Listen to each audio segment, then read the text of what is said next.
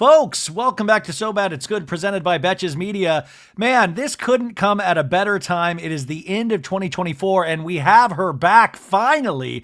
Oh my God, did America and this podcast miss her? She is the co-host of the podcast Snarkbait, which you need to check out immediately.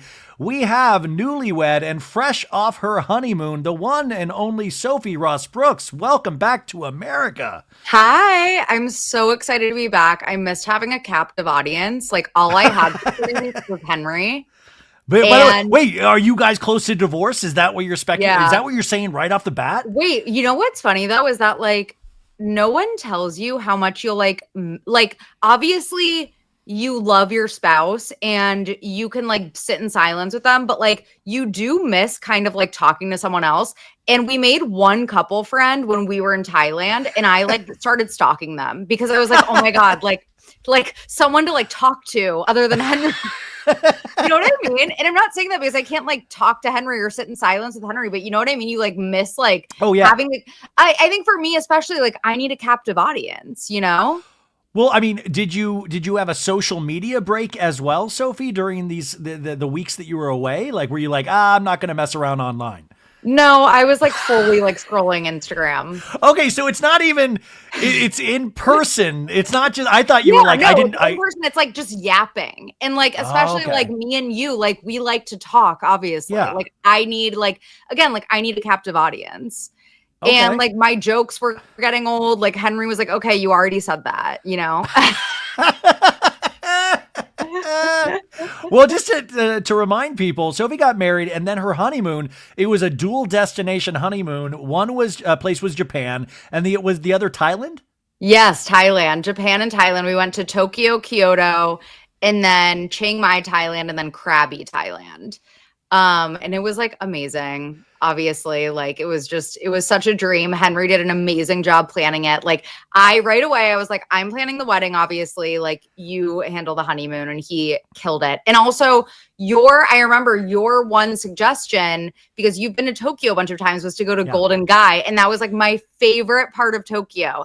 And actually, you guys, the Golden Gai district is a bunch of little tiny bars, like 8-person or like little more seated bars. And it's all in this one district called the Golden Gai district. And you can just make your way through there, drinking through these tiny bars. And it's just so amazing. I know that sounds wild to I'm not like encouraging everybody to get drunk at tiny bars. But it really is just kind of incredible. This whole district. So cute. You like really feel like Anthony Bourdain. And like the fish market. I kept saying, I was like, those were our like Anthony Bourdain moments. The fish market, Tsujiki? Is that the Tokyo? Yes, I think so. I forgot what it's called, but yeah, the Tokyo fish market, so cool. Oh my God, there were just and the amazing food, right? Like, did you guys eat your way through? Yes. We did omakase our first night. And by the way, everyone is obviously so polite and so nice, like the nicest people you'll ever meet in both Japan and Thailand. But like, we were just so blown away. And also like, they don't jaywalk, by the way, in Tokyo. Oh, the Japanese people are such amazing, lovely people that follow rules. They have a way of doing like, everything. Yeah. I mean, way of doing everything. And even, did you take their transit system? Because it's one of the easiest transit systems. And no one talks. Like no one talks. No one smokes cigarettes unless you're in the designated like smoking areas. Like no one honks. Like everyone is so obedient. And it also makes New York City feel like a small town. But we went to omakase on our first night, and we did it with like a sake pairing. And we also like didn't like, we were like, yeah, like whatever. Like, you know, when you're like in a foreign country and you're like, yeah, it's Monopoly money. It ended up being like the most expensive meal of our lives. But it was so good. But by the end of dinner, we didn't know how to like say no. You know, like it's omakase. It's when you're sitting at that sushi bar and they keep serving you, and it's like 24 like rounds of sushi, and you're so uncomfortably full, but like everyone is so polite and nice that like you don't want to say no. Did you see the So wait, so you got like hammered, or? We gorged ourselves and got hammered. And then we had another omakase scheduled for 2 nights later. And we were like, we need to cancel that. Like that was like, we were just so uncomfortably full by the end. We couldn't cancel it. And so we took edibles and we ate pufferfish testicles. Oh, that's a delicacy. Yes, of course. I eat those for fun here. Like, I mean, they're just so good, pufferfish testicles. Again, like Anthony Bourdain moment, but we like didn't, you don't want to say no. You're just like, No. yeah, of course. Like, thank you for like accepting us and just like being so kind. Yeah. I ate fish eyes when I was there. I mean, like you just monkfish liver. Like, monkfish liver is huge there. Oh, it's huge this time of year in Japan. It's so hot right now. Yeah. So yeah, amazing food. We did Wagyu, like lots of Japanese steak places, Japanese barbecue in Kyoto where you grill the Wagyu like right in front of you. And did you like Hirajuku and all the little like the shops at Hirajuku? All the different, it's so crazy. All of the different, like it kind of reminded me in a way of LA more than New York City, Tokyo, in that there are so many different like pockets and subcultures and different neighborhoods. Like New York City, I feel like is so like, it has that, but it's also more compact. You have like it's just a tiny, tiny piece of land with skyscrapers, whereas Tokyo is sprawling. Like because you got like the Ginza district. You have like Harajuku and did you go to the Love Hotels? Did you see the Love Hotels? No, but what is oh my god, I'm blanking on what the crossing is. That is with like the dog, right? That has the dog. I don't know about the dog. It's the big crossing with all of the it's literally Times Square of Tokyo. Digital billboards, yeah. Oh my god, I'm blanking on the name of it. Hold on, I'm going. Oh, it's Shibuya. Shibuya is like the Times Square of Tokyo, and that was like the number one place that I wanted to go because that's like what you picture when you think of Tokyo, like all the lights and like.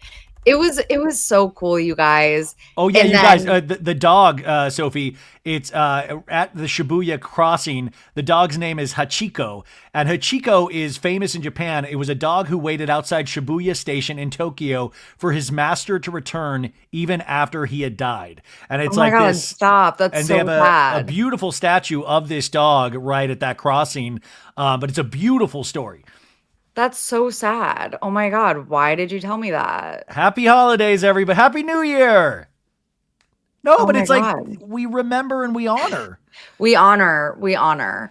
And then Thailand was amazing. We stayed at a bunch of amazing places, but like the Four Seasons Chiang Mai was the nicest place I've ever stayed. And when no one tells you also, like they tell you that like if they know it's your honeymoon, you get like special treatment. They'll put like rose petals in the bathtub, but like they like literally treated us like royalty. It was just incredible. Like I highly recommend if you're going to Thailand, please stay at the Four Seasons Chiang Mai.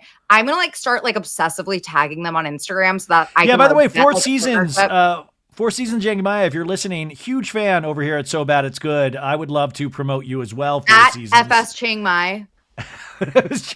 Wait, was it weird to go from like not just different environments, but like the different weather? All of a sudden you're on a beach in Thailand. You know what? I like want to give people tips on how I packed because I had one suitcase and I think I did a really good job of packing for two very different climates because it was freezing in Japan.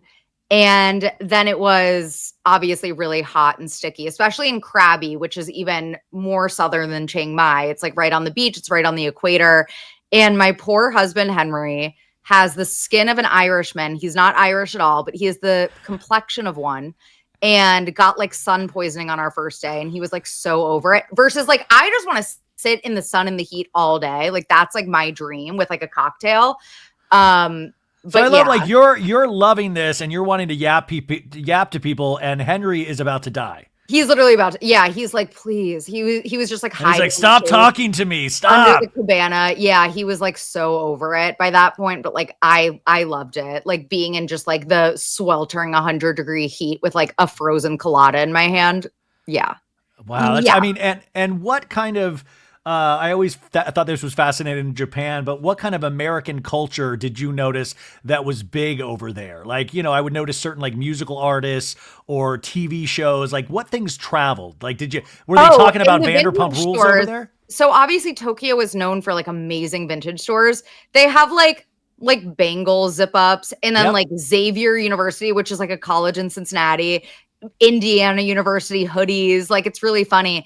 But also, like, I think because of, not to get, like, political, but because of, like, the war, World War II. I mean, yeah. I don't freaking know all of the logistics about how everyone became kind of like an English speaker there, but everyone speaks English for the most part. Which obviously made it easier to communicate because we were definitely like out and about running around in Japan. Thailand was when we were more like on our asses at the resort. We like barely left the resorts, which is like what I wanted. But wait, did you see my tweet about when we came back from our honeymoon? Did you see this? It was my first tweet in like a month, and of course, did you get canceled immediately upon coming back to the States? No, it went extremely viral. But we came back. It was like 7 a.m. on the 26th. We both had to work that day also because we'd been off work for like 3 weeks. We were like, yeah, we're jumping right back in. But obviously, it's the week between Christmas and New Year, so it's like the best time to transition back into work because it's really slow. But anyway, it's 7 a.m. We just had a 24-hour travel day. And we get in the elevator with like some woman who lives in my building. And she was like, oh my God, where were you two? And we were like, our honeymoon, like blah, blah, blah. We were in Japan and Thailand. It was amazing. And she was like, when did you get married? We were like 2 months ago. She goes, how old are you two? And I was like, he's 30, I'm 32. And she goes, oh, wow. You guys really waited. Wow, really late in life. Wait, Sophie, are you telling me you met Ramona Singer in the elevator? No, it gets worse. She goes, good luck getting pregnant. It's going to be really, really difficult at your ages. It only gets, and I was like, okay. Like, trying to end the conversation. Obviously, she goes, no, like I know I do this for a living. It's going to be extremely difficult for you guys to have kids.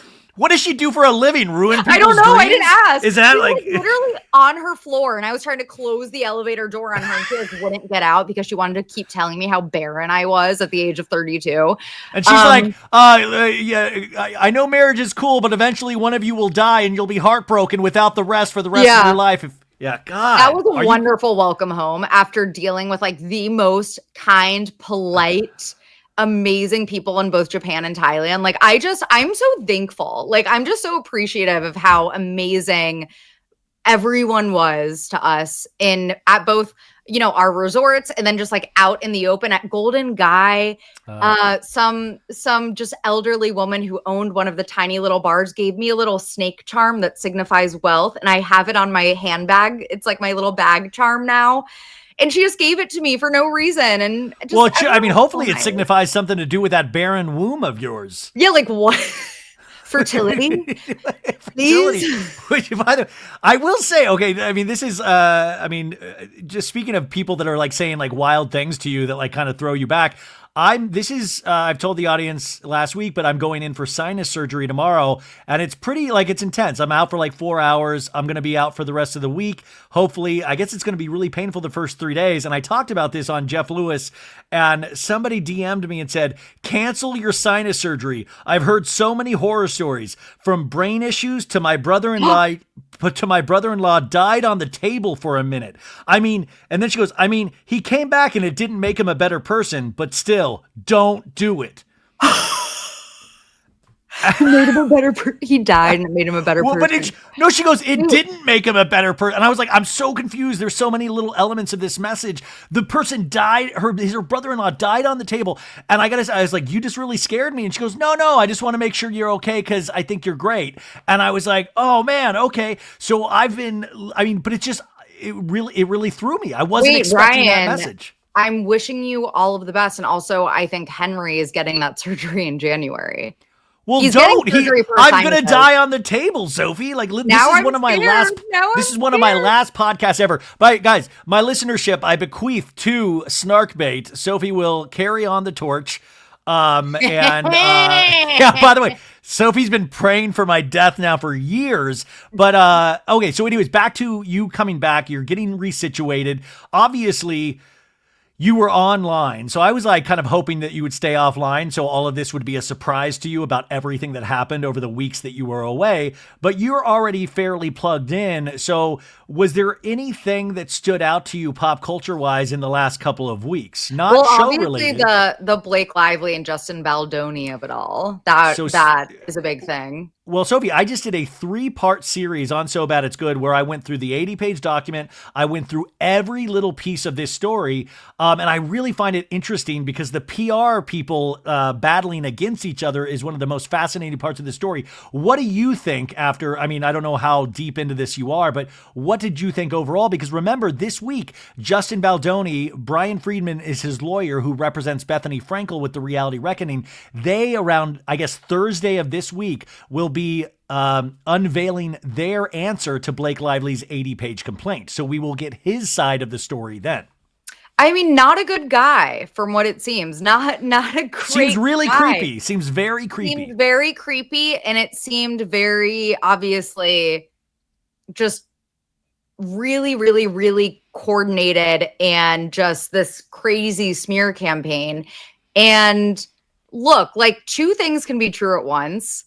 And I know you know what I'm about to say, that Blake Lively can be a victim in this situation, which she is.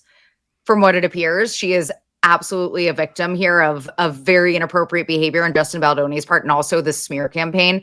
Also, she on her own said and did some weird shit that rubbed people the wrong way. That doesn't justify what happened to her. So it's like two things can be true at once. She can be unlikable in certain situations. Yeah. And guys, she could even be an asshole to work with. That is not, that does not matter. If you want to like throw a stone in Hollywood about assholes that work in Hollywood, you're going to hit a lot of people with that stone.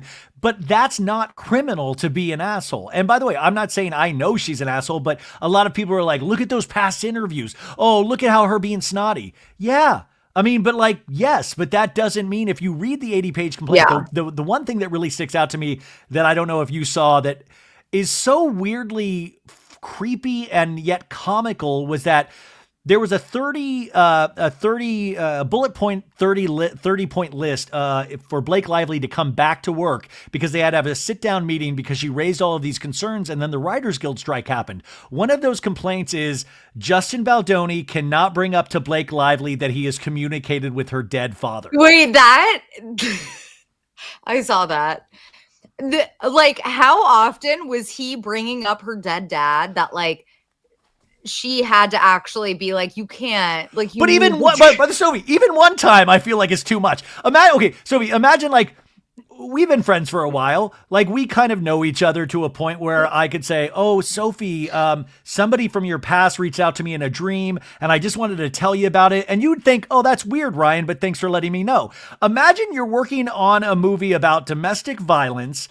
You already have a weird, tenuous relationship with this person. A lot of weird things are happening. And then he's like, yo, by the way, your dad is very proud of the work you're doing. I talked to him last night under a banyan tree, and it is very, like, I would be so weirded out by that. Like, read the room, dude. You're the director of the film. He's like, so I did some ayahuasca with Shep.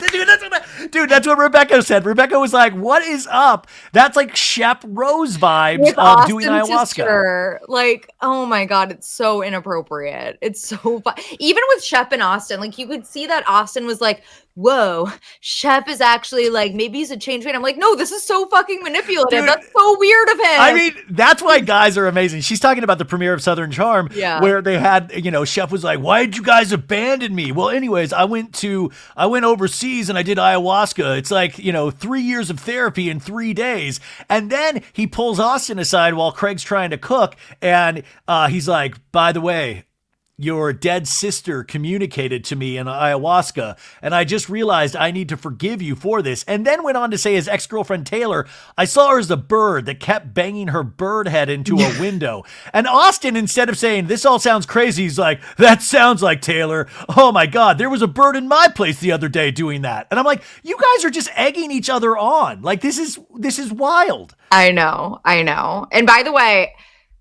Peacock, not available in other countries outside of the US. Like, what the fuck is up with that? Like, can we do something about that?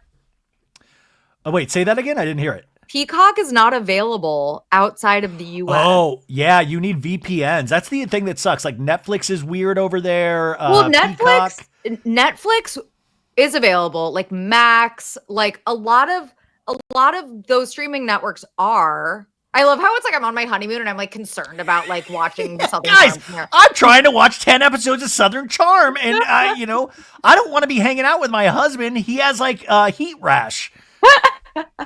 But Netflix does have like a different selection in different countries. So I was like, oh my God, I watched Train to Busan, which is like that Korean zombie movie on the plane. And I was like telling everyone about it. And then everyone in the US is like, that's not on Netflix. Like you lied. And I was like, oh, I guess just Way to go. Wait, what movies did you watch on the flight over besides Oh my God, I Train watched to so Busan? many. I actually wrote them all down. You guys, I love movies on a plane. For some reason, I think it's magic. I watched so many and I wrote them all down. So I watched Carry On Netflix. Oh, Justin Bateman, right? Yeah, Jason Bateman plays a weird, scary hijacker guy. That was really good. I love that genre, like a Liam Neeson type action movie. And especially if I'm on a plane, I need like action because otherwise I get bored. I watched No Good Deed, that show with Lisa Kudrow and Ray Romano on Netflix. Okay, yeah. Great show. Really cute.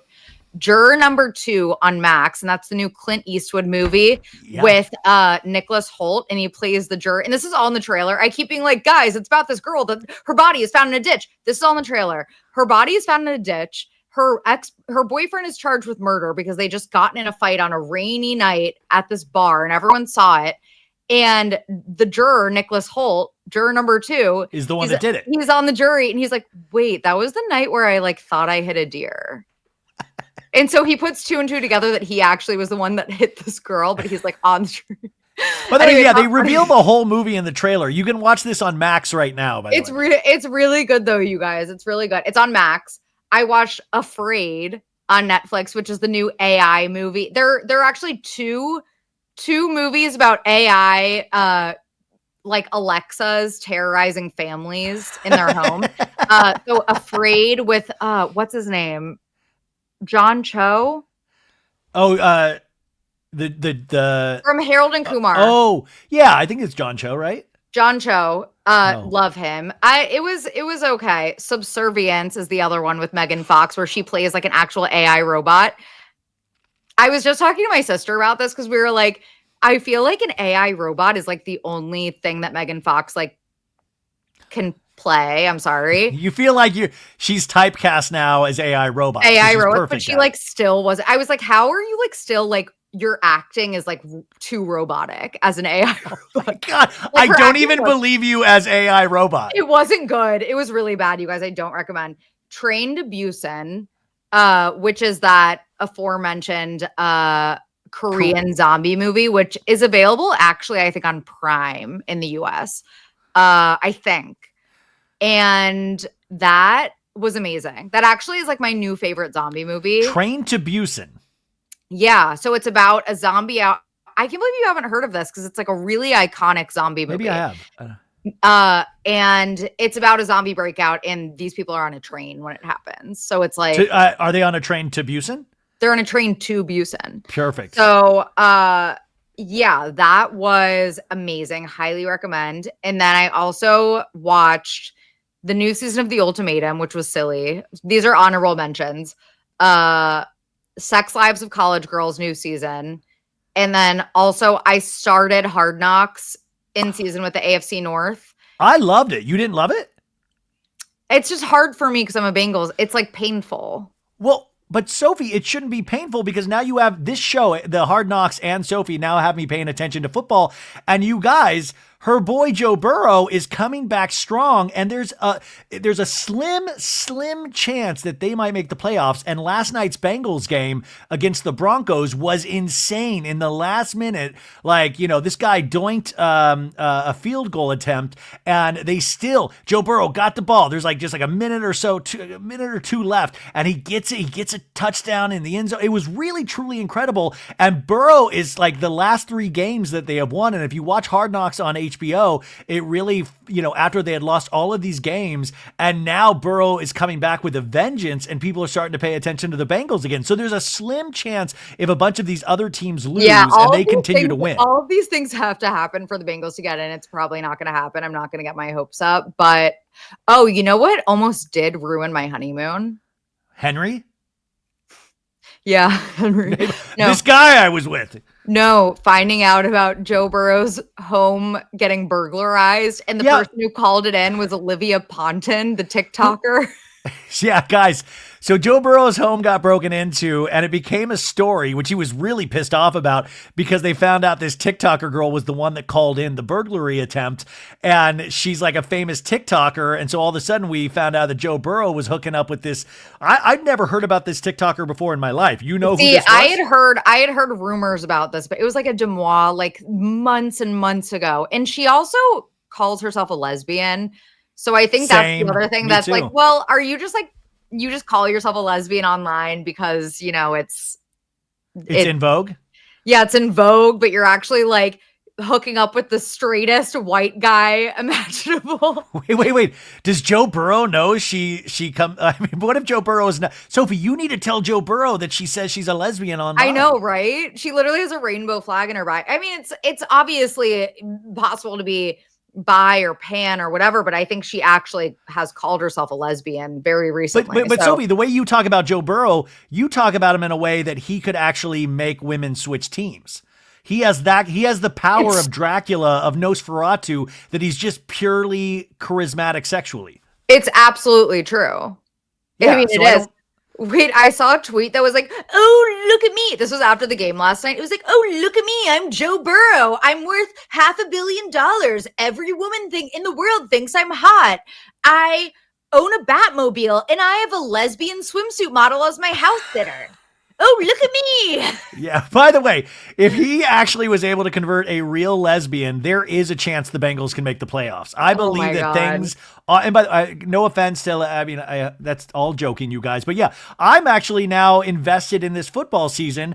Also because, of course, the Kansas City Chiefs, baby, they've only lost one game. They've had 2 more games. And now Travis Kelce and Taylor Swift are out in the mean streets of New York where Sophie lives. And she was out last night and the night before with Travis, all in these different outfits. She was wearing like $33,000 earrings. Travis Kelce, by the way, was wearing the most ridiculous outfit I've ever seen. It was like I think it was like red suede pants, like a red jacket, a baseball hat.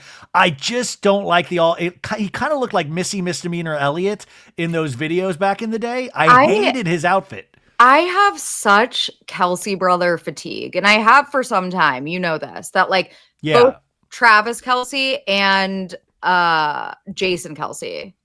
Yeah. I'm like, why are you guys everywhere all at once? Like, please go, especially Jason, like go spend time with your family and your pregnant wife. Like he's always like somewhere. Well, did you see Kylie Kelce now has a podcast, Jason's wife, that went to #1 in all, like beat Joe Rogan for like a minute. Oh my Kylie God. Kelce now is like the whole, and by the way, did you see the mother Donna Kelce? She was like starring in Hallmark movies. Like the Chiefs Hallmark movies. It really speaks to Taylor Swift's like influence, obviously. Wait, also, did you see? You probably didn't see this, because I feel like you don't keep up with like niche ex-Bachelor contestants. But Amanda Stanton, if you remember, do you know what I'm going to say? I did see this. Explain to the audience. So Amanda Stanton was on The Bachelor in Paradise years ago, and she posted, she was like, look, you guys, I'm like half kidding, but like I've noticed that she was being dead serious, by the way. She was like, I've noticed that like Taylor, like every time I wear something, like Taylor Swift wears something similar. Like I was wearing a embellished black blazer just the other night, and now look at what Taylor's wearing. Yeah. She was being dead serious. And then she deleted the Instagram story, but people had already like, you're so delusional and embarrassing. I mean, could you imagine if I said, like, I saw Travis Kelce wearing a hat out last night, and I'm like, if you guys know me, I love baseball hats, so like I'm getting a little weirded out by Travis copying me relentlessly at this point. I swear to God, one time I wore like a Canadian tuxedo, like a really cute Canadian, like denim on denim, and then the next day Olivia Culpo wore denim on denim. And in my head, I was like, what if Olivia Culpo copied me? But I would never post it because this is why 2024 might literally be the last full year of our lives, because I'm genuinely worried about people that would actually like jump to that conclusion. Imagine Taylor Swift at the end of the night goes home and she's like, checking on like niche bachelorette contestants and going, I love what she's wearing, and sending that off to a team of people. Also, it's like the holidays. I feel like everyone is wearing like an embellished like black velvet blazer. It's like what you wear to holiday parties, I feel like. There's only so many colors you can fucking wear at this time. I mean, like, by the way, worry about Travis Kelce and his clothing. Anyways, they're out in New York right now, which I think good for them. Taylor ended the Eras tour. I don't know if you were already gone by that point. So it's been kind of light on Taylor Swift news, but I'm sure there will be some big announcement very soon. Also, the other big news story that happened, I think when you left, or I'm not sure, but obviously I did want to mention, and this is trigger warning for people out there, James Kennedy was arrested. Did we talk before? No. Okay, no. so just to remind the audience, I was at the Kathy Hilton party the night of this happening.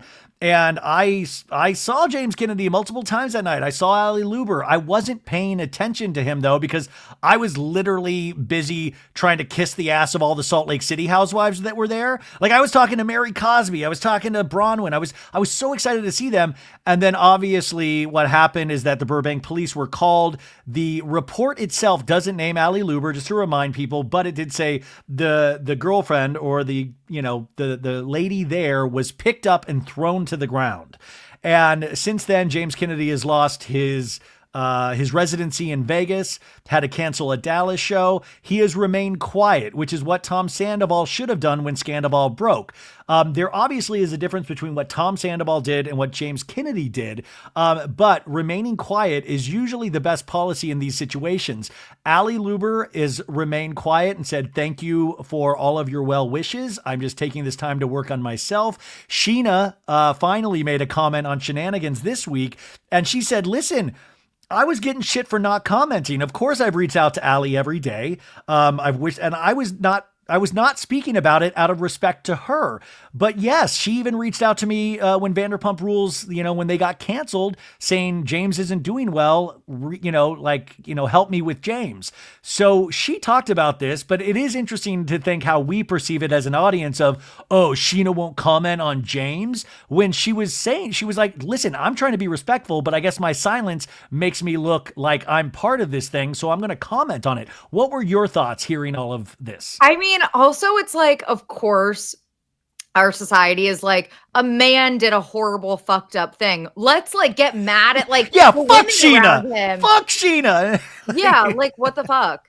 I will say, obviously, that it came out that he had been under investigation by Bravo, and it was kind of an open secret. Like, everyone kind of knew that he had abused Kristen and like probably Raquel. Like, it was kind of an open secret that, and Raquel has since come out and said so. But Kristen, I feel like it was very obvious that had happened during. Well, because Kristen, we actually have documentation on the show of her hitting James, but what we didn't see, according to Kristen, was that he pushed her in a bush. Like, he literally forcibly pushed her in a bush. And the show was protecting him, and Bravo was protecting him, and Lisa Vanderpump was protecting him. So there's a lot of speculation about this, and what Sophie said was that Bravo did investigate him.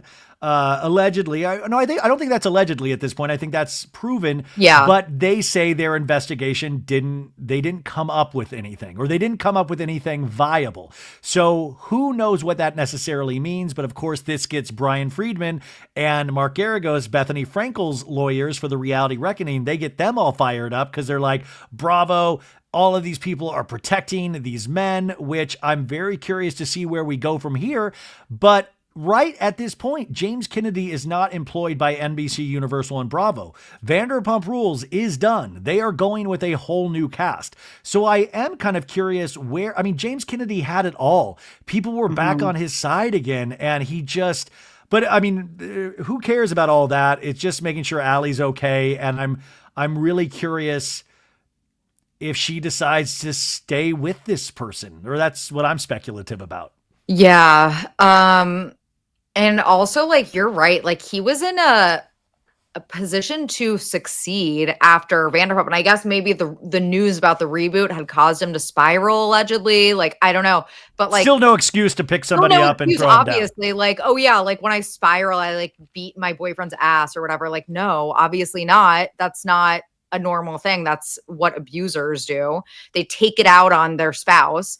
But he was probably arguably in the best position to succeed out of all of the Vanderpump cast members other than Ariana. Oh, yeah. He got left with like the golden goose. Like he rehabbed his image on the show. He had a DJ career aside from reality. A very TV. successful DJ career. Very successful. Yes. I mean, so that's why it's just wild to think how we all get in our own ways at a certain time. But this is just when it's physical violence towards anybody, but especially against a woman. I don't know what room there is to really grow from that, because then you're like, oh yeah, there were all these other instances. You can't chalk that up anymore to just being young. We do know he has a tragic family story. We've seen his dad. We've seen his mom. We know that. Oh my God, his mom is awful. And also, speaking of being called barren, remember when she wished that Kristen would be barren as payback for their for James and Kristen's relationship? Do you remember that? I don't. Sophie, I don't. Was that on the show? Oh my God, you guys, on Vanderpump, yes. It was James and his mom at lunch, and his mom was fucking awful, you guys. She was awful. Every time we saw her on the show, I hated her. She gave me the worst vibes. And she was like, you know what's going to happen to her, since she's such an awful girl, Kristen? She's going to be barren. She's not going to be able to have kids. She wished that she's wrong. on Kristen. Wait, by the way, are you saying DJ James Kennedy's mom is that lady in the elevator at your apartment building? Honestly, yeah, probably. No, but one of the weirdest things with DJ James Kennedy's mom, or James Kennedy's mom, this is years and years before the podcast, when I'd go to Sir, there was one night when James Kennedy was like a Saturday night, and I remember James's mom being there, and Sir is really tiny. Like they make it look big, but it's like James's little DJ area dance floor. It can only fit about like 25, 30 people. And his mom was like right at the front, like dancing in front of James. And I always just remember like that must be so much pressure on James, and what a weird relationship that they have.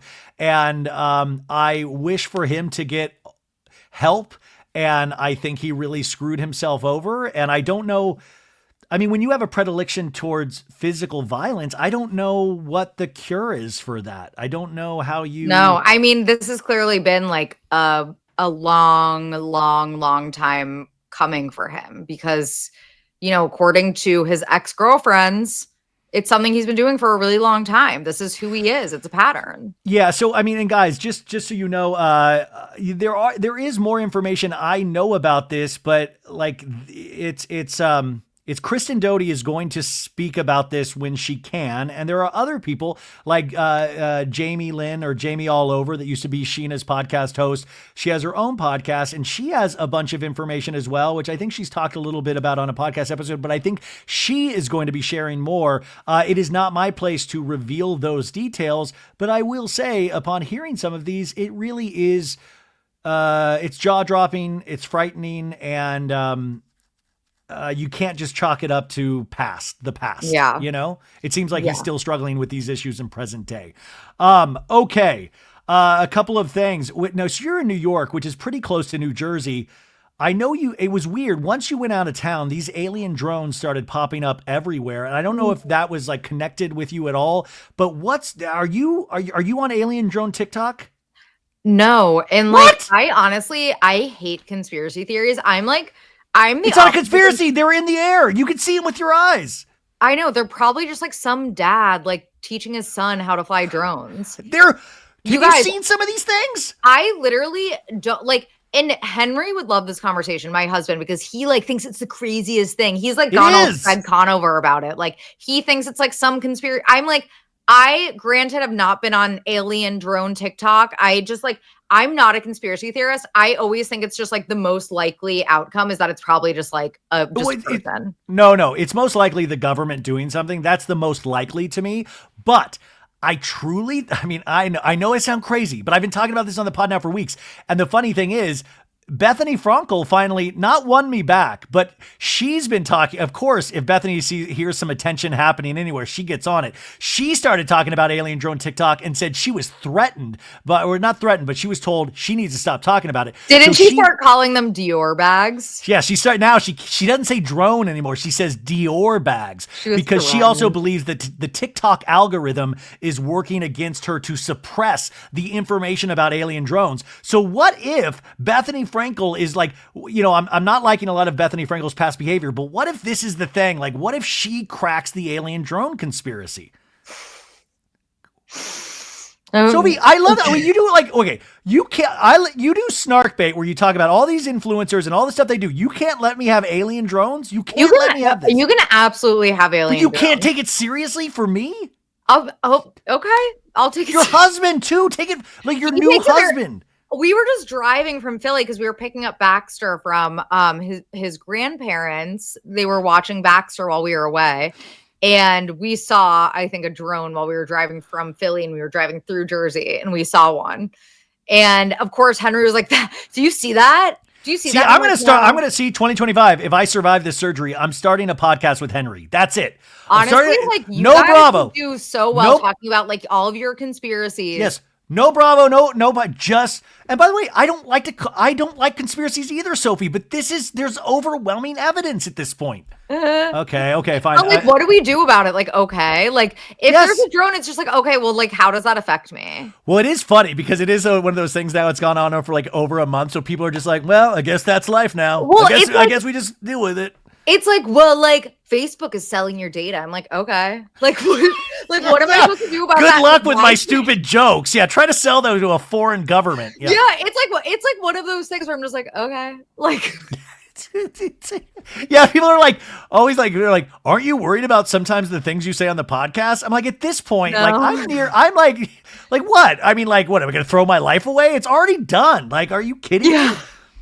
In good news, as a newlywed, you'll appreciate this. Dua Lipa is engaged to her boyfriend, actor Callum Turner. I know that's not that exciting, but no, it's exciting because I feel like there's been kind of like this. Speaking of conspiracies, it's like, what's the conspiracy with all of these like hot, famous women like ending up with ugly dudes? Like you have He's not ugly. Benny Blanco. Well, exactly. That's what I'm saying is that he's finally the hot guy. He's the outlier because you have Selena Gomez and Benny Blanco. You have Ariana Grande and Ethan Slater. You have, people were saying Barry Keoghan and Sabrina Carpenter. I personally think Barry Keoghan's hot. He's weird hot. Yeah, he's weird hot. And then Lana Del Rey and her like Gator guy. Gator like, hunter. What is going on with this? But then now we finally have like hot, famous woman ending up with hot, famous guy. So it kind of like, it's like everything makes sense here. Because that's the thing too. Like, I mean, I feel like that's an unwritten rule is hot people should wind up with hot people. Right.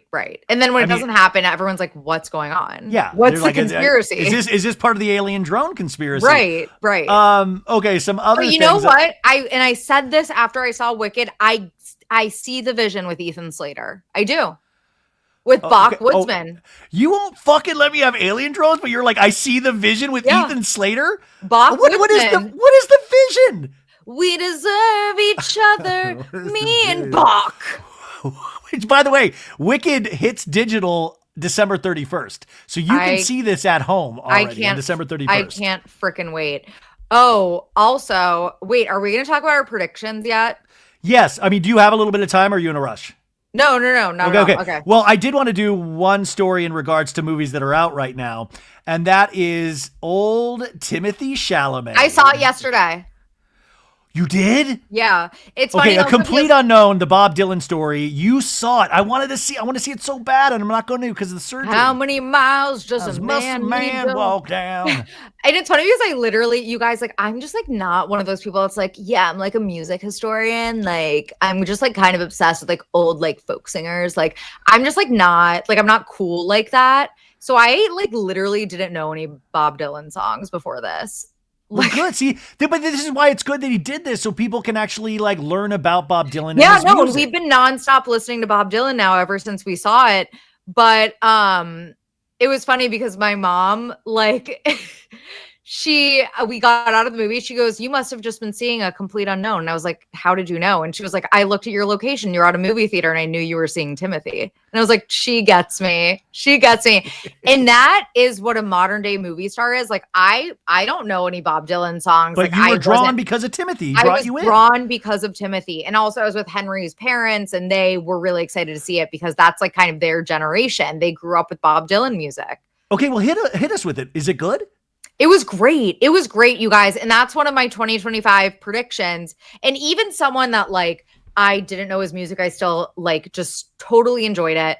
That's one of my predictions that and I think it's eligible for the 2025 Oscars, right? Because if it isn't, yes. that's malpractice. The nominations are going to come out in a couple of weeks, and it is eligible. Because I was talking to my father-in-law about this, and he was like, no, it's not eligible. It's going to be eligible for next year. So I was like, that's not, it can't be, because that would be malpractice, because by then the buzz this is the reason why they release these films at the end of holiday the year, so movies we can get are more all Oscar bait. Exactly. Yeah. So he's 1000%, this is his Oscar moment. Like, okay, so that's what I'm hearing. I'm hearing this from everybody. How is Edward Norton, who plays Pete Seeger? He is getting best supporting actor, 1000%.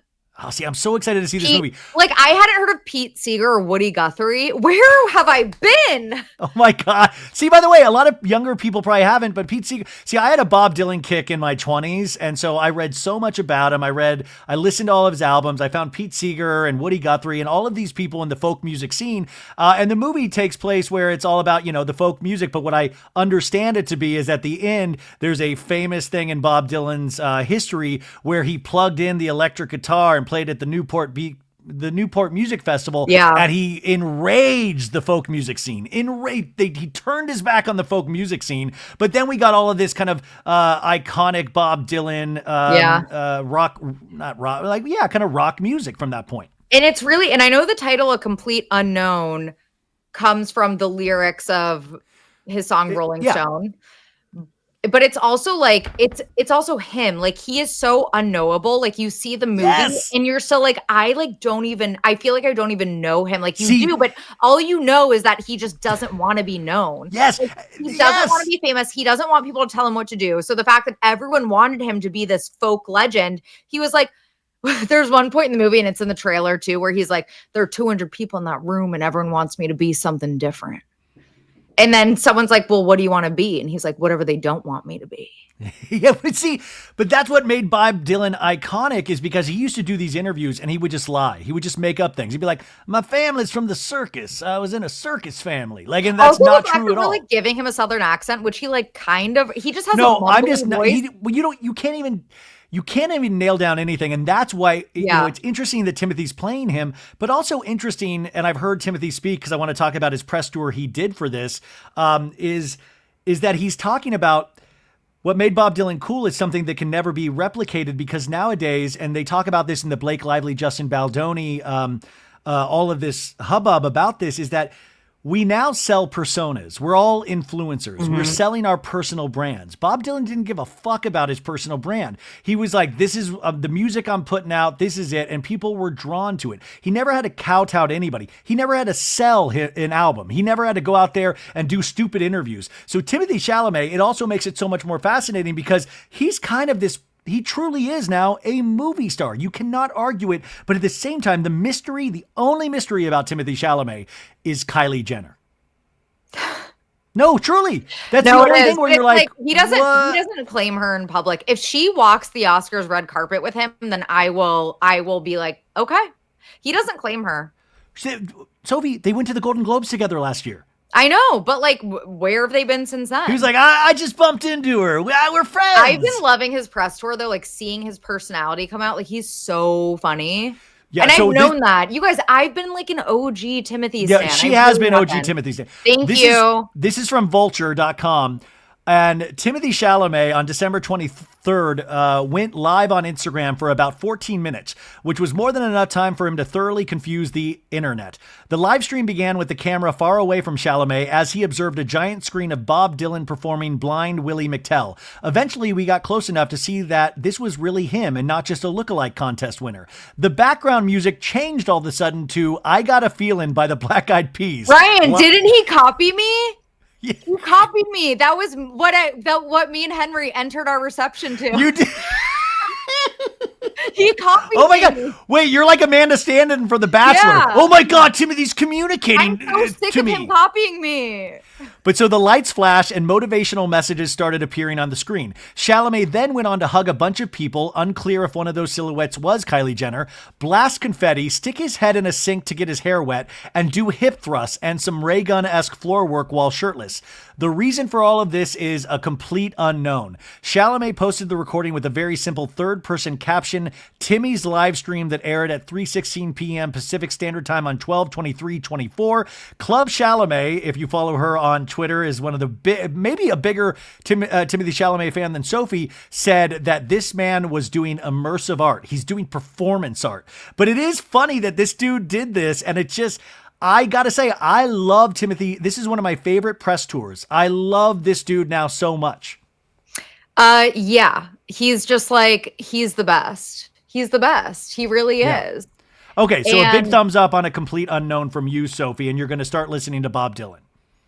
Yeah, basically. Oh my God, there was something else I was going to say about Timothée, but now I can't remember. I mean, he picks the best movies. He also does commercial movies like Wonka. Dune was huge. He's doing the new film by the Safdie brothers, I believe, who did Uncut Gems. If I'm not, I might be mistaken about that, but he's doing a new film. That's why he has that tiny little pencil thin mustache right now. Okay,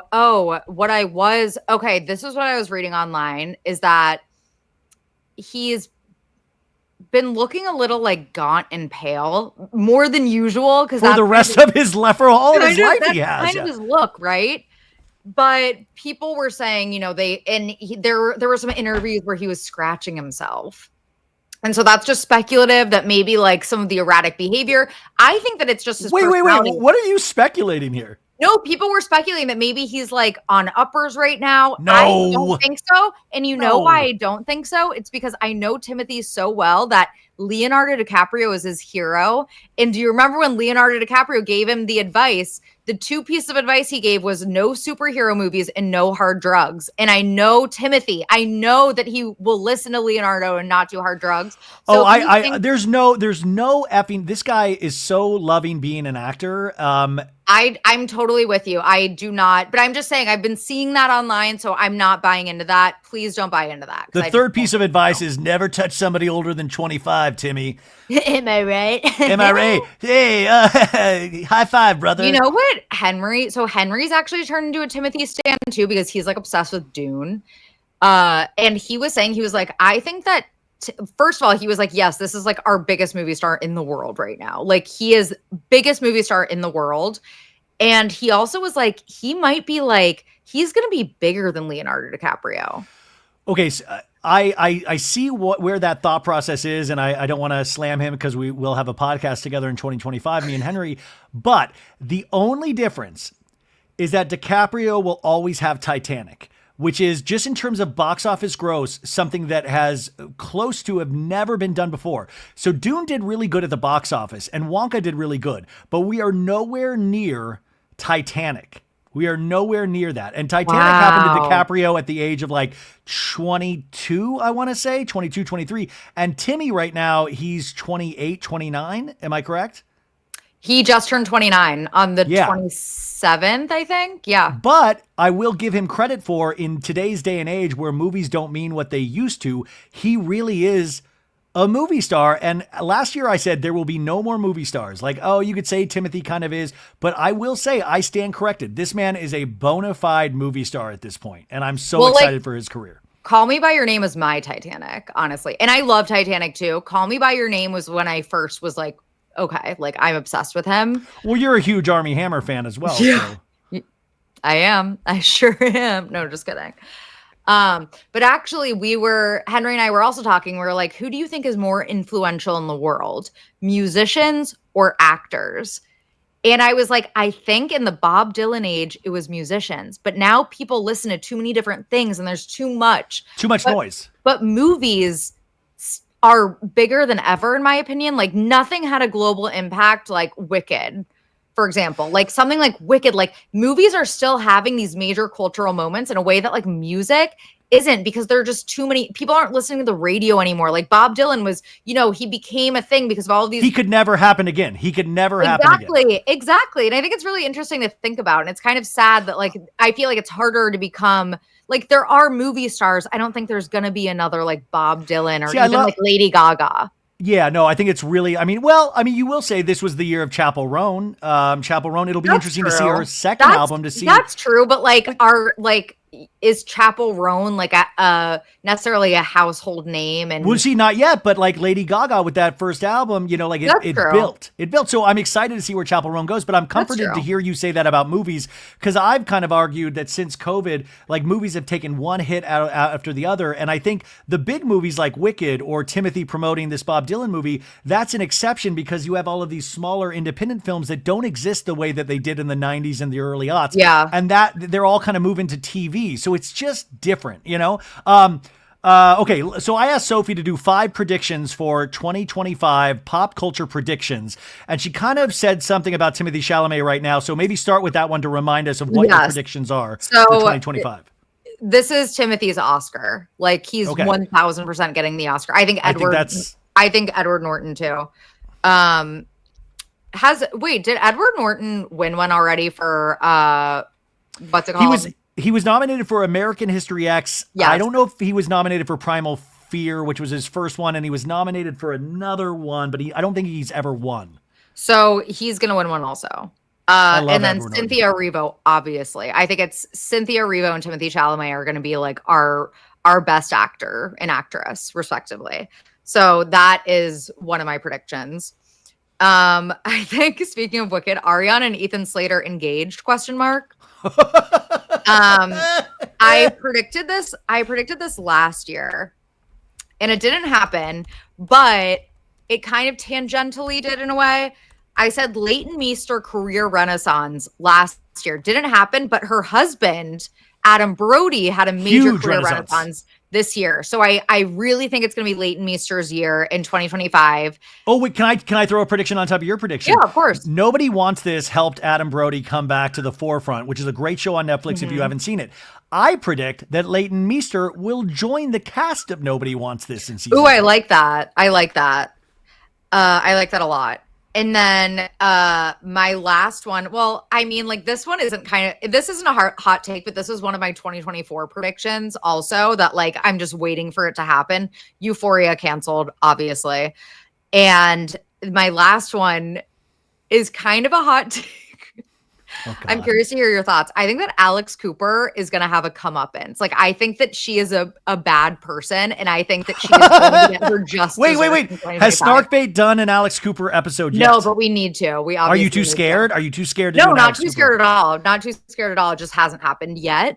But I think that she like preys on these like young, insane girls like Alex Earl and Hallie Batchelder to like exploit their personal lives while she sits back and twirls her mustache and makes all this money while being like a boring, stay-at-home wife. Not a stay-at-home wife, but you know what I mean? Why can't we pick on like Joe Rogan instead of Alex Cooper? Like why do we have to?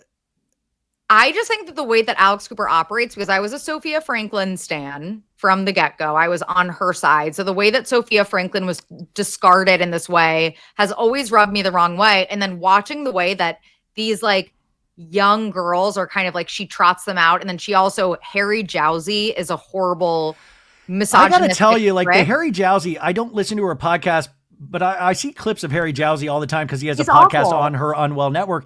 It's not, he doesn't, like I realize he's a very attractive, charming dude, but every time I see a clip of him, it doesn't seem like podcasting is his forte. No, and his podcast isn't good, but it's like she's obsessed with him for some reason, but then, is like girl power, even though he's a misogynistic prick, truly. Well, the other thing about just the way that she operates, I think is like kind of evil. And so I'm predicting a comeuppance because I think, and my friend said this too when I was talking to her about it, she was like, shit always sinks to the bottom. And she's right. Like, I really think that's... But, the counter argument to that being, she is the, I guess, highest paid top female podcaster out there. So when you are at the top, you are more likely to go down because the goodwill has ceased because people root for underdogs and you're no longer the underdog. But I understand what you're saying about a series of moves. And I do want to point out, Alex Cooper over the holidays signed Grace O'Malley, who you might not know,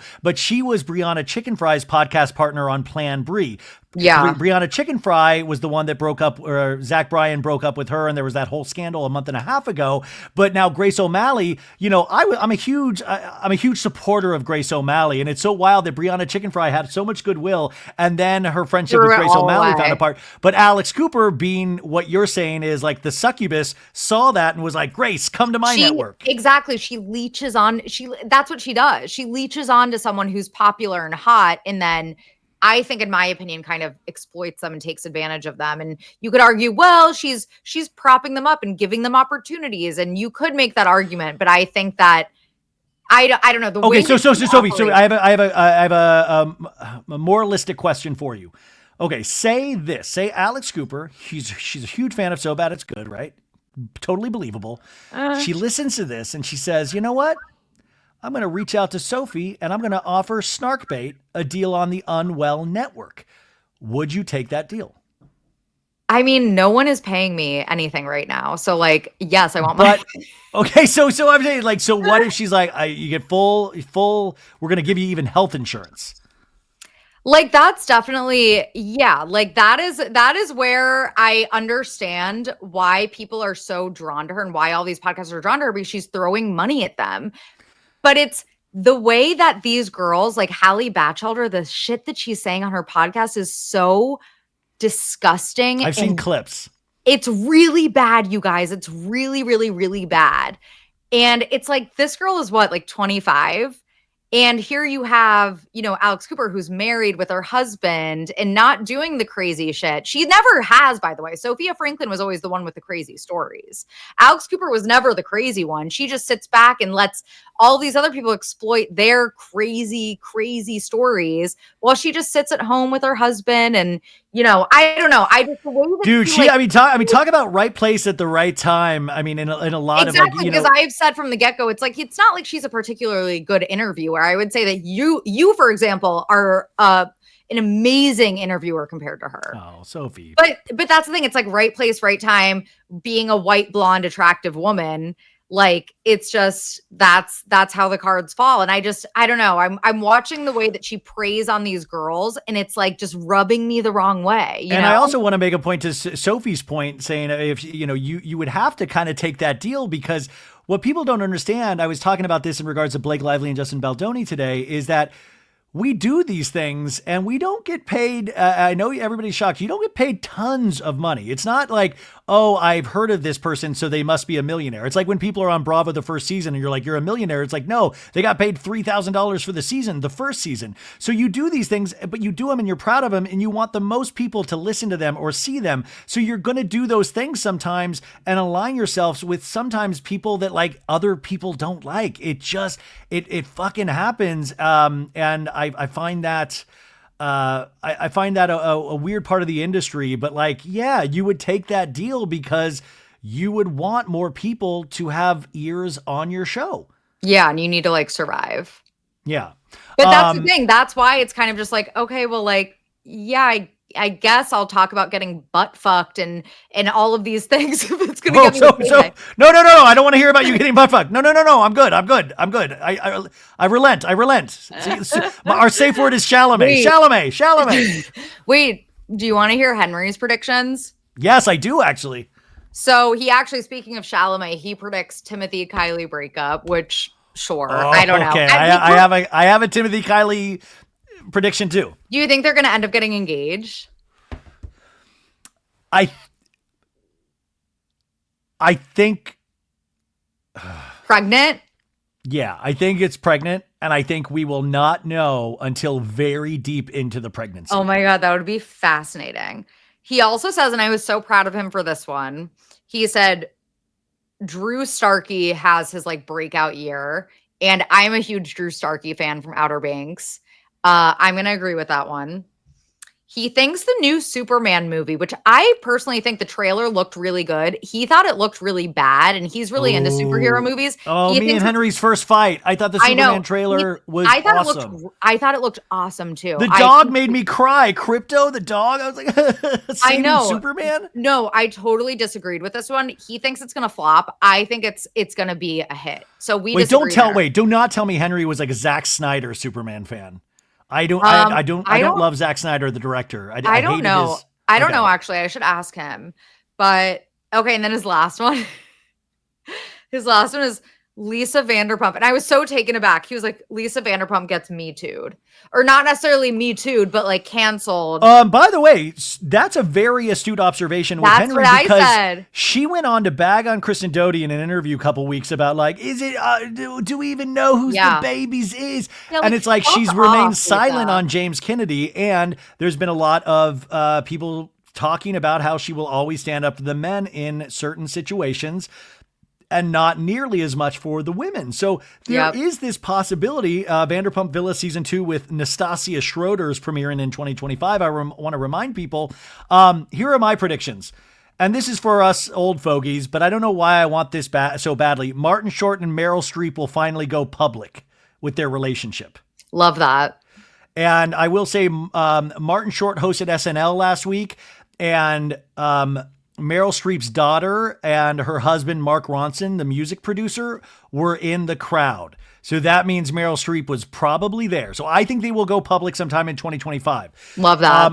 The Kardashians will suffer a huge loss. And I was thinking this could be financial, because it was announced this week that Kim Kardashian has closed down her private equity firm. Because they did not make enough deals. Now, when this private equity firm happened like a year and a half ago, I was like, holy shit, this is like money on top of money, but I guess it did not go well, and they have now shut it down. That's huge. Kim needs to pick a lane. Is she an actor? Is she an influencer? Is she a businesswoman? Yeah, she's trying to be a lawyer. She's trying to be everything, and I think she does. She's becoming, like, just her brand is very diluted right now. But I agree that I think the Kardashians are just going to keep slipping. Like, they're never going to be completely irrelevant, but they're no longer like the trendsetters, And it is weird. They've been more quiet than they ever have been, even though there's been like photos out and they've posted on Instagram. But big stories have been slipping away from them, and it has weirdly diluted the cultural hold. So you can never count a Kardashian out. So I'm not saying that they are not going to come back with a vengeance, but they will suffer some form of huge loss. What do you think the huge loss will be? Like, what's the, like, what kind of huge loss? Well, in my darkest of thoughts, somebody could pass away. Oh my God. But in my other thoughts, it's just a huge financial loss that could have implications, legal issues. Ooh, I wouldn't be surprised. Like, when the whole like Forbes thing with Kylie Jenner, where they were like, she actually fabricated. They inflated her wealth. Yeah. Yeah. Like, if it's like some sort of like money laundering, I wouldn't be surprised if like all of Kylie's brands, like Kylie Cosmetics, because Kylie Cosmetics is really the only one left. Does it exist? She did. Yeah. Like, it like barely exists, but like it was. Well, Skims is huge, right? Skims is huge. We can give Kim that. Like, I think Kim should just focus on Skims because she's set for life. Like, people love Skims. Like, people in my life that don't even like Kim, like, love Skims. So Skims is doing great. I think she just should focus on that, but she can't be behind the scenes. She wants to be in front of the camera, in the tabloids. Just, she wants the attention. I think with Kylie Cosmetics, and remember, it was Kylie Skin and Kylie Baby, and all of the Kylie Swim was very short-lived. Yeah, you were the one that told me about Kylie Swim and Kylie Baby. Yeah. So I think Kylie Cosmetics, I wouldn't be surprised if it like officially like shutters in 2025. Wow. Okay. That's very interesting. Also, Kendall Jenner did an architectural digest, like, come look at my home this past week. And Maritza sent it to me. And even Rebecca was pissed because Rebecca is not a huge fan of the Kardashians. And she was like, damn it. I love her couch. I love her couch. And it kills me that I love. Kylie's home? No, it's Kendall's home. Sorry. Kendall's home. But like Kendall had this like beautiful, like tailor-made couch, and Rebecca loved it. And she hated that she loved it because she was like, they usually have such like gaudy style sometimes. No, Kendall's homes have always been gorgeous. I know that she had so this is a new one, because I know that she had an old Architectural Digest video in her old house with like her gold bathtub.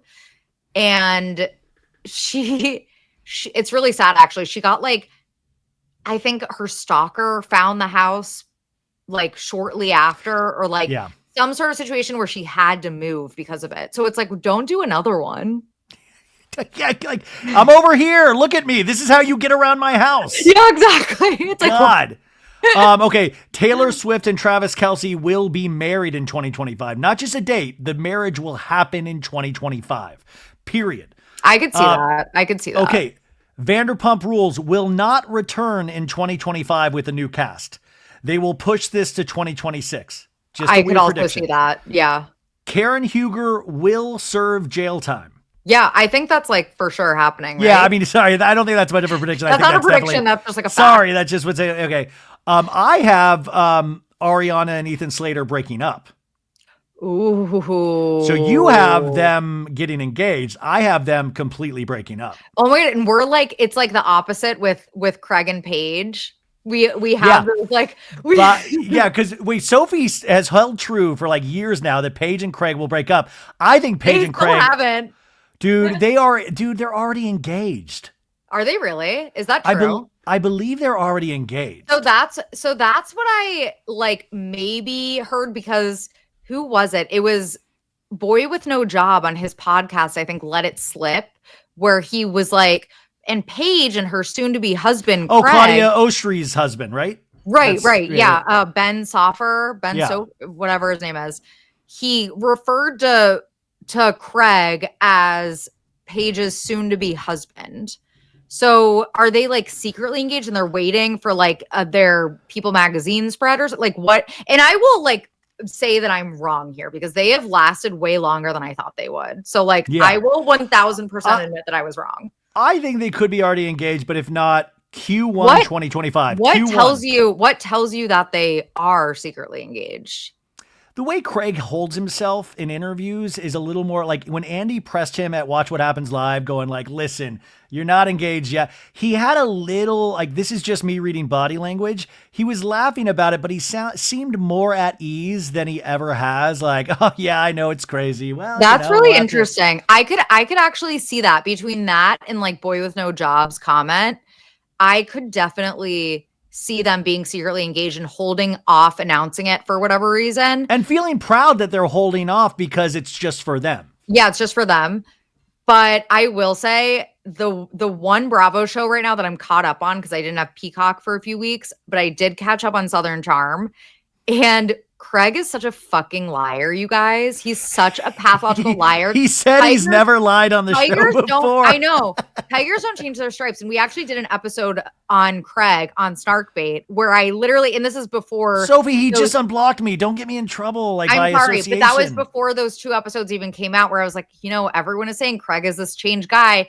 He just knows how to manipulate the audience. He said himself to his therapist that he's a really good liar. See, and then they showed that clip on Southern Charm. Maybe I'm a dum-dum, but I truly believe Craig is like, of all the men on Southern Charm, Craig is actually the one that has worked on himself. I believe in where he's going. Of all the men in Southern Charm, you're comparing him to Whitney, Shep, and Austin. Wait. Also, I will say, it's like the lowest fucking bar, Ryan. But still, I think, and by the way, I love that later in the season in the preview, they're like, oh, he's afraid if he's seen with a beer, he's going to ruin his career.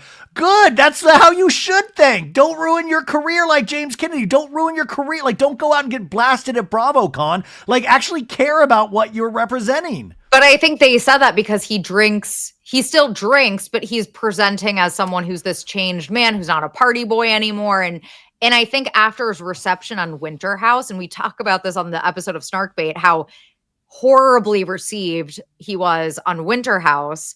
And that I think that between him just, really caring about audience perception, and then also Paige caring about how the audience perceives her boyfriend, they got him together real quick. And so I think that I really think it's a facade. Like, I think that he's really, really good at manipulating the audience and saying and doing what he thinks the audience wants to see. And I don't think it's genuine at all. I think he's still that same lying frat boy. Like, he is. I think that he's a pathological liar. I think Austin's more of a liar than Craig is. What did Austin lie about? I'm like, what did Austin Kroll What did Austin lie about? He's so tall. He's so tall, Ryan. Yeah. He's so tall. Well, we will talk about this later in the season because there's many more episodes to come of Southern Charm. Remember, Bravo is off this next week. They're back the next week with all new episodes, even though on January 2nd, Southern Hospitality Season 3 starts airing, and I really like the first episode, and the preview for the second episode looks really good. There is something revealed And I can't really, but it's going to be good. I think this season is going to be like a breakout season for Southern Hospitality. So add it to all of your lists. And also, my last prediction was Diddy will get very hurt in prison. Very hurt. Oh, okay. Love that. Love that one. Okay. What to look forward to in 2025 as we start winding down here. I want to remind people that people forgot about this. I posted about it last week. I did not forget. On TLC in 2025, remember that the Baldwins are coming to reality television. Hilaria, Yes. Cucumber, Alec, all the family, they have a show on TLC probably coming out, I think, in March of 2025. And people are like, I'll never watch it. That's disgusting. I don't want to. I'm like, that's why I want to watch it, because it's probably going to be gross. It's probably I already saw a recent clip. It couldn't have been from the show because I don't think they've released any clips yet, right? But it was a clip from something recently of Hilaria still talking with the accent and pretending she didn't know the English word for onion this time. No, I swear to God, you guys, I'll send it to you. See, but what's great about reality TV is that mask will eventually slip. It's like we'll be able to see. It's going to be like must-see TV. It really will be, unfortunately, because we're going to watch that. Like, she is so fascinating. Dude, I am so ready for this show. And people are like, it's not going to be like, I want to watch it because it's going to be bad. No, her brain needs to be studied. This is something that Sophie's going to love. January 17th, Severance Season 2 on Apple TV. The first 8 minutes of the premiere are already online, but it gives you 17 days to catch up with the first season. And I might even have to do that while I'm sick this week, because I just thought it was a fantastic first season. Yeah. And I cannot wait for the second season. It's not going to air all at once, unfortunately. They are staggering each week, the episodes. Also, next Sunday, the Golden Globes, hosted by Nikki Glazer, will be on TV. And that's where Timothée Chalamet could pick up his first award for Bob Dylan. Would love that for him. Also, Goosebumps season 2. Did anyone watch that? Just me and Henry. Goosebumps season 2 with Justin Long. That premieres January 10th, I think. On what? Wait. What is that on? Is that on Max? Is that on like Nickelodeon? It's like a freeform show. It's on Hulu. Hold on. Let me get the date right. You guys, it was really good. Oh my God, Jesus God.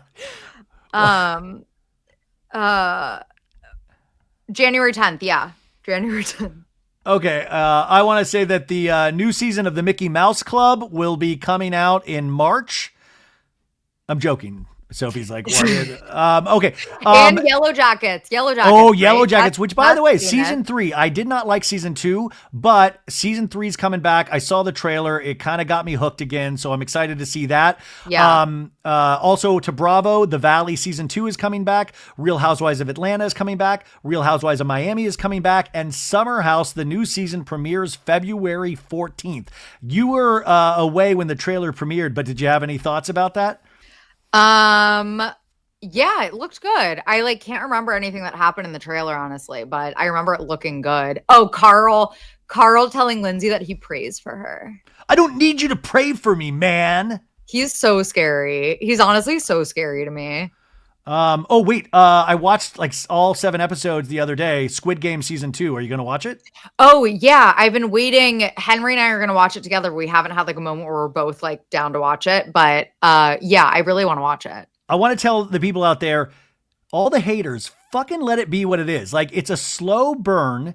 Once you get to the 3rd episode, it really pops off. My sister said the exact same thing. But I still liked the first 2 episodes a lot. I thought it was really moving the story along. Remember, this is The Empire Strikes Back, though, so all hope is lost kind of at the end. But remember, they've already filmed season 3, the final season of Squid Game, which should premiere in the fall of 2025, and that's going to be the final batch of episodes. But for me, I thought it was still an excellent season of television. So I know a lot of people online are saying they didn't like it. It's I don't know. I loved it. Also, lead guy in Train to Busan is in Squid Game also. Oh, really? The new one? And I think so. His name is, I haven't watched the new season, so I couldn't tell you for sure. Gong Yoo. Gong Yoo is the actor, and he's extremely attractive. Oh my God, I have such a crush on him after Train to Busan. that could be James Bond. Honestly, new James Bond. So I sometimes get offended for Henry that you think this many guys are hot. wait, is that bad? No, it's not bad. No, Sorry. I'm fucking teasing. What? I'm like a student of pop culture. Like I'm gonna like follow male celebrities. You're a student of pop. No, you're horny. Like I'm gonna turn into Todd Chalamet at some point. I need to get the new episode of Playboy because I'm a student of pop culture. I think we got to pretty much. Oh, this is what I wanted to say too, is that the Beyonce Bowl happened on Christmas Day on Netflix. They streamed 2 football games, and she did all songs from Cowboy Carter. I loved it. They're going to announce the tour with Live Nation on January 14th. So we're going to be broke in the month of January. Did you watch Beyonce Bowl? No, it was when we were on the plane. Wow, hater. Oh my God. No, we were literally, I would have, but it was when we were flying. And so we, I thought it was great. I was super, but yeah, I watched it. I watched it afterwards and she was great, obviously. That's kind of it, even though we could go over like whole 2024, but a lot of crap happened. You've been here with us for all of it. I want to tell people to subscribe to Snarkbait, to rate it 5 stars. Let's keep that train going because I will most likely not make it out of my sinus surgery on Monday. I wish you and Henry all of the best with your future. This has been great doing this with you for the last couple of years. Aww, I'm saying all of these things. Well, don't play along with it, Sophie. Don't say like you are going to die. Like, oh, likewise. Because you're like accepting that I'm dying on the table. You're accepting that. You're not. But good luck. Please keep me posted. And also, like I said, Henry has like the same surgery plan for, what sounds like the same surgery. It's for his sinuses in January. Yeah. Henry's going in with the same thing, but it's also he mysteriously looks like Timothée Chalamet after the sinus surgery. Oh, no. It was just sinuses. It's like the deviated septum nose job, you know? By the way, Sophie truly is trying to make Henry more sickly so he looks like Timothée Chalamet. Yeah. You look very pale and sickly, Henry. And so she's like, that's right. Like scratching himself. Yes. Oh, also, I wanted to wish you a happy Hanukkah, Sophie. Thank you. And Merry Christmas and Happy New Year's to everyone listening to us, and Happy Hanukkah to all of my fellow members of the tribe. Which, by the way, speaking of Timothée Chalamet, I'm pretty sure he wears a prosthetic nose. He does. To play Bob Dylan. But I'm like, that's okay because he's Jewish. Bob Dylan's Jewish. Yeah. Wait. Bradley Cooper did this in the movie Netflix last year. That's bad. Bad. Why is it okay for Timothée Chalamet to do it, but Bradley Cooper? Oh, because Timothy's Jewish. It's weird if a non-Jew does it. If a Jew does it. I didn't realize Timothée Chalamet is Jewish. Yeah, duh. I'm offended that you didn't know that about Timothée Chalamet and you call yourself a fan. I'm offended for myself as well. Which you should now. Wait, what happened to Corey Gamble, Kris Jenner's boyfriend? What about? Seen him in a while. No, we just haven't seen him in a while. Wait, we're talking about Bradley Cooper, Timothée Chalamet, Bob Dylan. You go, what? No. So my pop culture brain went from, wow, the Kardashians now have a Jewish member in their family with Timothée Chalamet. And then I started thinking Scott Disick. Oh, yeah, duh. I'm so sorry. But then I was thinking how Corey Gamble, he just hangs out with all the Kardashian, spill-offs, and he used to hang out with Justin Bieber. So what if all of a sudden we start seeing Corey Gamble and Timothée Chalamet hanging out? But then all of a sudden I realized Corey Gamble, I just haven't seen him in a minute. He's just kind of disappeared. You're right. Hashtag find Corey. Or hashtag leave Corey B. That is our last pop culture roundup of 2024. We thank you all. Thank you. I'm sorry to all the people that we offended in this last hour plus. We promise to do better next year, and we all hope you have the best start to your 2025. Bye. Bye.